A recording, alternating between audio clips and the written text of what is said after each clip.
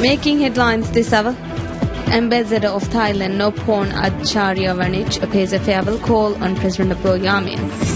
Education Minister Dr. Aishat Shiham says that the main goal of the new academic year is to transform the teaching and learning process through integration of modern technology. And Turkish Prime Minister Binali Yildirim arrives in Erbil early after meeting with Iraqi Prime Minister Haider al-Abadi in Baghdad.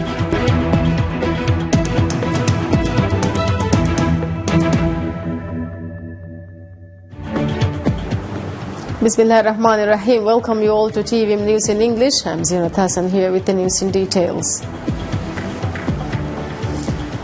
The Ambassador of Thailand, Nopon Acharyavanich, pays a farewell call on President Abdullah Yamin Abdul Gayoom. During the call held this morning at the President's office, the President thanked Ambassador Acharyavanich for his close cooperation with the government of Maldives during his term as Ambassador and conveyed his good wishes for the Ambassador's next assignment. The President also expressed his hope for expanding and deepening the existing partnership in trade, investment and business between the Maldives and Thailand for the common benefit of both countries and their peoples. The ambassador in response concurred with the President on further strengthening the historical, friendly relations between two countries on mutual trust and understanding that exists between the Maldives and Thailand in the years ahead. The President was accompanied at the call by the Minister of State for Foreign Relations at the President's office, Mohammad Nasir, and Foreign Secretary at the Ministry of Foreign Affairs, Dr. Ali Nasir Mohammed, while the ambassador was accompanied by the Honorary Council of Thailand, accredited to the Maldives, Muhammad Soleh.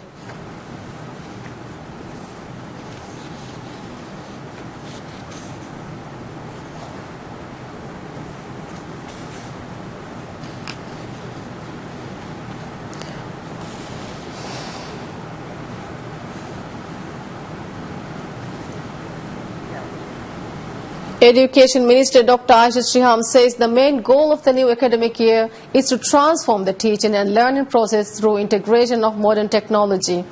She made the remarks in her message on the occasion of the start of the academic year 2017.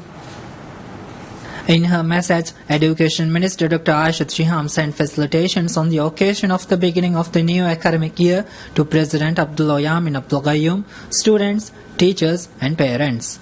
She hailed the previous academic year as a success in terms of achieving the targets for the education sector development plan. Speaking about the accomplishment over the past year, Dr. Shiham highlighted that the establishment of video conferencing facilities in state-run schools across the country and the significant success in raising the standards of teachers. She added that emergency protocols have now been set up at schools with firefighting equipments and other disaster prevention mechanisms. She also said that a 3-year plan has been drawn up to improve the quality of education after a nationwide review of schools, which was part of the Education Ministry's program to ensure that all schools have trained teachers, resources and quality infrastructure. Referring to the new national curriculum, Minister Shiham said Key Stage 1 and 2 of the curriculum have already been implemented, with Key Stage 3 set to be put into practice this year. She also noted the ongoing efforts to incorporate special education needs, SEND programs, technical and vocational training and career guidance programs into the education system in order to ensure equal opportunities for all. The Education Ministry said the new academic year began with over 78,000 students and 7,700 teachers. There are a total of 217 schools across the country, including 17 in Mali City. The Education Ministry has also established 7 multi-grade schools in islands with smaller populations. Minister of Foreign Affairs Dr. Muhammad Asim pays a courtesy call on Mayor of Dalian City, Jiao Shenfeng. During the meeting, Minister Asim stated that the reason for his visit to Dalian was to meet the Maldivian students studying at Dalian Medical University. Minister Asim highlighted the significant role played by Dalian in advancing China-Maldives relations and thanked for the education and training opportunities provided by the government of the People's Republic of China. Mayor Shen Feng thanked Minister for making a visit to Dalian and expressed his willingness to provide assistance on addressing issues that the Maldivian and overseas students may face while studying at universities in Dalian, especially at Dalian Medical University. Minister Asim and Mayor Shen Feng also exchanged views on strengthening cooperation between Dalian and Maldives. The meeting was followed by an official luncheon hosted by Honorable Mayor Jiao Shen Feng in honor of Minister Asim. The Department of Heritage begins a workshop on coral stone mosques of Maldives. The International Experts Workshop on Coral Stone Mosques of Maldives is a 6-day workshop organized by Department of National Heritage and the United Nations Education, Scientific and Cultural Organization, UNESCO. The first day of the workshop was held in Malé City, after which the team of experts would travel to 4 islands before returning to Malé City for the concluding session. The Department of Heritage says that the workshop aims to gather experts to identify the unique features of coral stone mosques of Maldives from the existing coral stone structures and architectural traditions in Indian Ocean, thereby assisting the Heritage Department to move forward in the World Heritage nomination. The department said its target is to hold comparative analysis of the coral stone mosques of Maldives with architectural traditions of Indian Ocean and define the outstanding universal value of Maldivian coral stone mosques. The expert team participating in the workshop is scheduled to travel to Femfuchu of Alif Dal Atoll, Ha Alif Ihavandu, Lam Atoll Istu and Ramidu, where they will visit 4 respective mosques which are proposed to be included in the UNESCO Heritage List. According to the Department of Heritage, a total of 6 mosques, including Hukuru Mosque and Eid Mosque in Malé, are to be listed in the UNESCO Heritage List. The expert team participating in the workshop includes UNESCO Section Chief Mo Chiba, UNESCO Consultant for Maldives Munish Pandit, Minister of State for Education Mariam Azra Ahmad, and State Minister for Education Dr. Abdul Nasir, amongst other local and international experts. The Maldives became a state party to the World Heritage Convention in 1984 to highlight the rich Maldivian heritage, which is rather unknown to the rest of the world. The government of Maldives has set out to prepare its first ever World Heritage nomination for coral stone mosques. Malé Hukuru Miski Friday Mosque was accordingly submitted for inclusion in the World Heritage tentative list in 2007. However, following the UNESCO recommendations in 2009 and 2010, the government agreed to extend the scope of nomination to other significant coral stone structures, serial nomination, to make a stronger case for inscription. Between 2011 and 2012, the Department of Heritage identified 6 mosques for potential nomination under the World Heritage List on the basis of the set criteria. However, the weakness of the definition of the outstanding universal value has been pointed out, as well as the ambiguity as to the justification for the choice of the 6 mosques in the tentative list. The ICMA's advisory mission to the Maldives under upstream process in August 2014 has accordingly advised to focus on criteria, namely the way of building of the coral stone mosques, which is potentially unique in the Maldives, the craftsmanship of which seemed to have come from the board building tradition. The mission also suggested looking into the deviation of the mosques of Maldives from the classical Islamic mosques architecture to justify for their uniqueness.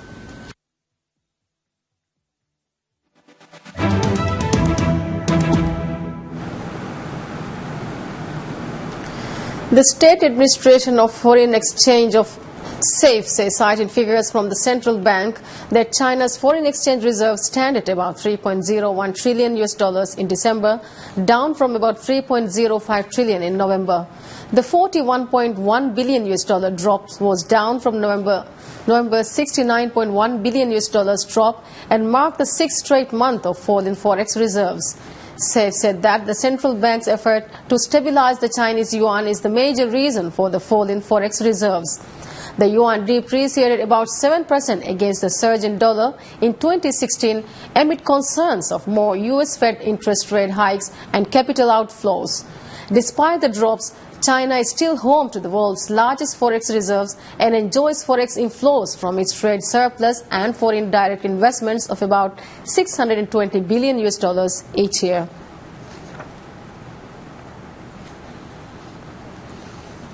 The lifting of international sanctions against Iran over its nuclear program has not changed the lives of ordinary Iranians the way they have hoped for since the landmark nuclear deal was implemented in January last year. Under a 2015 nuclear deal between Iran and 6 world powers, international sanctions against the country were lifted in exchange for its limiting its enrichment of uranium. Almost a year has gone by since January 16, also known as the implementation day, when the International Atomic Energy Agency IAEA declared that Iran had fulfilled requirements to limit its nuclear activities, a step that automatically lifted economic sanctions imposed by the United Nations, the European Union and the United States. The move freed Iran to export more oil and gain control of billions of US dollars in frozen assets, ending a prolonged isolation that has crippled the country's economy. It would also lift restrictions on foreign companies' ability to invest in Iran and restore the country's access to the international banking system. Although Iran's isolation is over, many Iranians are frustrated not to have seen immediate changes and fear tangible benefits will not be felt for a long time. Meanwhile, Iran's currency, the rial, has hit an historic low against the US dollar in 10 years despite the lifting of sanctions.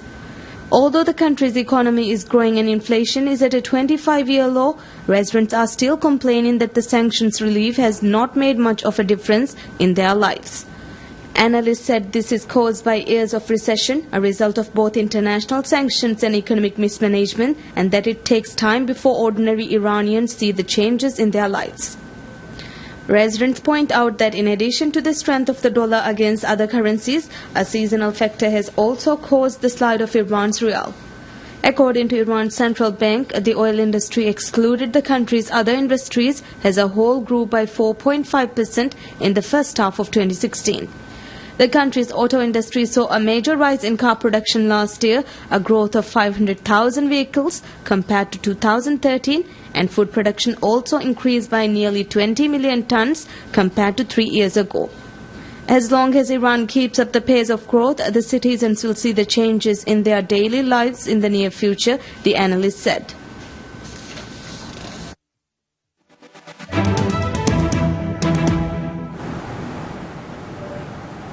And now we look into the latest news updates from international arena. A spokesman for Saudi Arabia's Interior Ministry says wanted individuals were shot dead in the security operation in the country's capital.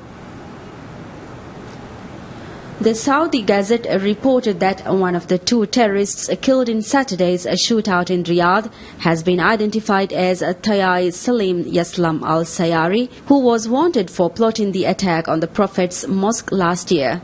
Al-Sayari was said to have designed the explosive belts and other devices that were used in the botched attacks on the Prophet's mosque in Medina and the parking lots of Dr. Sulaiman Faqih Hospital in Jeddah earlier on July 4, 2016, as well as the attack on a mosque used by Saudi special forces in the southern city of Abha on August 9, 2015. The security authorities described the 2 terrorists, particularly Al-Sayari, as dangerous. They added that Al-Sayari was considered to be an expert in IS, a terrorist organization, in manufacturing explosive vests, explosives and preparing suicide bombers to carry out their criminal acts in targeting worshippers and other innocent people. The second terrorist was identified as Talal bin Samran al-Saidi. Both Al-Sayari and Saidi were Saudi nationals. Saudi security forces killed the 2 extremists in a security operation in the Yasmin district north of Riyadh. The head of Iraq's special forces has the success of a switch in tactics to seize more ground in Mosul from Islamic State militants. Military leaders met in the recently recaptured Zuhur neighborhood in eastern Mosul, looking over maps and discussing the progress of the ongoing offensive. In its 12th week, the offensive has gained momentum since Iraqi forces backed by a US-led coalition renewed their push for the city a week ago, clearing several more eastern districts despite fierce resistance. Counter-terrorism services CTS forces which use in night vision equipment crossed the Kausar River, a tributary that runs perpendicular to the Tigris through eastern Mosul by makeshift earth bridges after IS had destroyed permanent ones. Elite Iraqi troops' first nighttime raid has driven the militants out of several areas east of the river in what is their last major stronghold in Iraq. Residents of the recently recaptured Zuhur neighborhood said the situation under IS was very difficult. CTS pushed into Mosul from the east in late October and made swift advances, but regular army troops tasked with advancing from the north and the south made slower progress, and the operation stalled for several weeks. The Mosul assault, involving 100,000-strong ground force of Iraqi government troops, members of autonomous Kurdish security forces and mainly Shia militiamen, is the most complex battle in Iraq since the US-led invasion in 2003. A second phase of the nearly 12-week campaign to drive IS out of its last major city stronghold in Iraq began a week ago. The Mosul offensive is the biggest in Iraq since the US-led invasion in 2003. Turkish Prime Minister Binali Yildirim arrives in Erbil early after meeting with the Iraqi Prime Minister Haider al-Abadi in Baghdad. Yildirim was met at the airport by the Prime Minister of the Kurdistan Regional Government, Nishirwan Barzani. Tensions rose between Iraq and Turkey in October over the continued presence of Turkish forces in Bashiga and elsewhere in northern Iraq, with each government summoning the other's ambassador just as the US-backed campaign to drive the IS militant group out of Mosul was set to begin. Abadi said that an agreement had been reached with Turkey over an Iraqi demand that Turkish forces withdraw from a town near Mosul in the north of the country.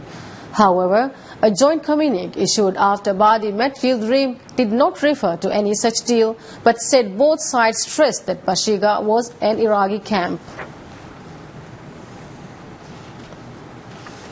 A Brazilian prison riot, the second one within a week in the country, leaves at least 33 prisoners dead.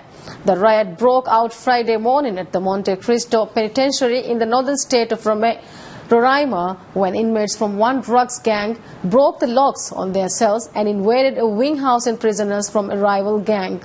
At least 30 of the 33 had their heads hacked off, with some even having their hearts exposed. This happened 5 days after a riot in Manaus, the capital of the neighboring state, at Amazonas, which left 56 dead as members from the local gang group Família do Norte executed many prisoners from the rival Prima Comando, the capital. All the corpses have been taken to the Institute of Forensic to be distinguished. The family members of the prisoners were waiting outside for the result.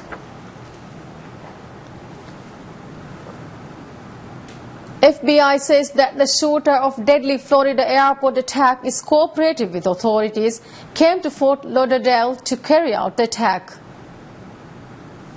Authorities said that the Iraq war veteran accused of killing 5 people at Fort Lauderdale airport apparently chose to travel to Florida to carry out the rampage, and there are no signs any altercation came before the attack. The 26-year-old suspect Esteban Santiago had a history of acting erratically, and investigators are probing whether mental illness played a role in America's latest mass shooting. Santiago cooperated with investigators during an interview that lasted several hours overnight, Giorgio Pirlo, special agent in charge of the Federal Bureau of Investigation's office in Miami, said on Saturday. Indications are that he came here to carry out this horrific attack. We have not identified any triggers that would have caused this attack, but again, it's very early in the investigation. Federal charges against Santiago are due to be announced. 5 people were killed and 8 wounded in the attack, while some 36 were taken to hospitals with bruises or broken bones suffered in the chaos as passengers fled. The gunman was taken into custody by police. Investigators have not ruled out terrorism as a reason for the attack and were reviewing the suspect's recent travel. Authorities say Santiago arrived in Fort Lauderdale on a connecting flight from Alaska and that he retrieved a 9mm semi-automatic handgun from his checked luggage, then loaded it in a bathroom before emerging and shooting indiscriminately.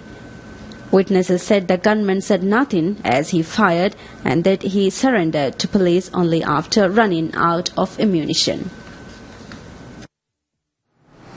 Hundreds of flights in and out of Istanbul's main Atatürk airport have been cancelled due to a heavy snowstorm, leaving thousands of passengers stranded at the airport.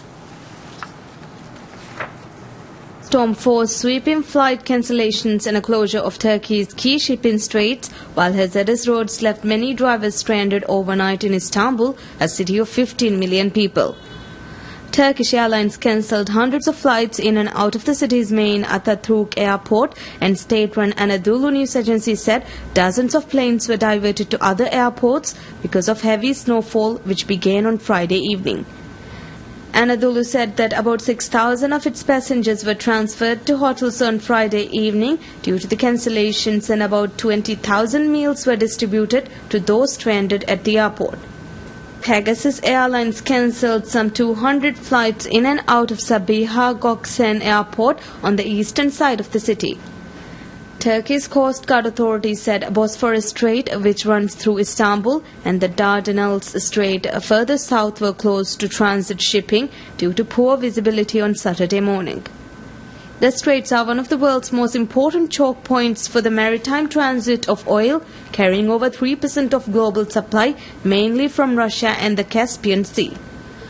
The snow reached a depth of as much as 40 centimeters in some outlying areas of Istanbul, and thousands of council personnel worked through the night to keep roads in the city open, the municipality said. Many drivers abandoned their vehicles and set off on foot, while some stayed in their vehicles for more than 10 hours overnight as they waited for road conditions to improve, the Dogan news agency said. Istanbul's underground train system operated through the night for passengers unable to get home on the city's roads, which were disrupted by dozens of accidents by vehicles sliding on the icy surfaces, the municipality said in a statement.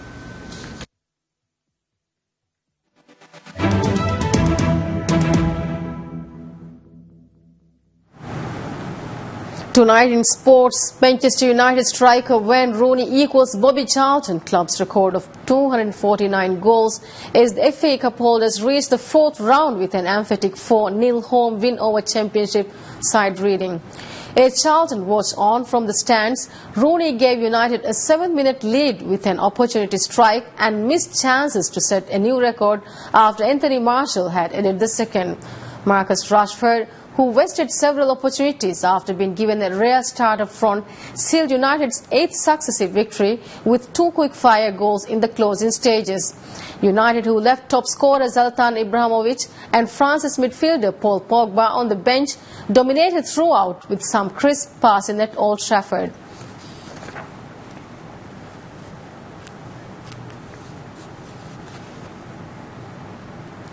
Novak Djokovic makes an immense statement in his bid to rule men's tennis again when he defeated Andy Murray, the man who deposed him as world number 1 6-3, 5-7, 6-4 in an epic Qatar Open final in Doha. Looking back to near his peerless best at times in a game of searing quality, the Serbian missed out on 3 match points and had to repel a roaring Murray comeback before ending the Britain's 28-match 5-tournament winning streak. In their first meeting since Murray won their season-ending climax at the ATP World Tour Finals, the Briton ran into a regenerated Djokovic, who, despite having problems with his racket hand and receiving 2 warnings for his behavior, prevailed thrillingly in their 36th contest. The world's number 2 said it was the dream start to 2017 in his build-up to the defense of the Australian Open title later this month, and defeat provided food for thought for Murray, who lost for the 25th time against his old rival.